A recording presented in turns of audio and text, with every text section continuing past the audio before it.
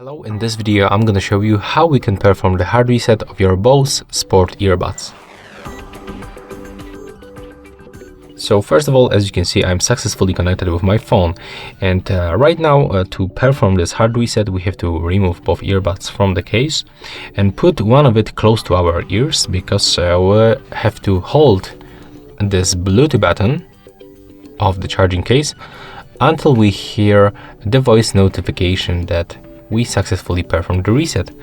So yeah, let's do this right now. Let's click and hold this button, and let's put one of the earbuds close to our ears. It will take around 10 seconds.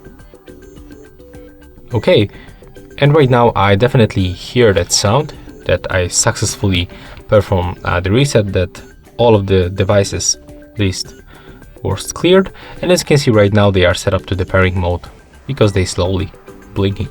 So right now when I try to select my previously connection, I will get the new pairing request. So I cannot basically connect back by single tap.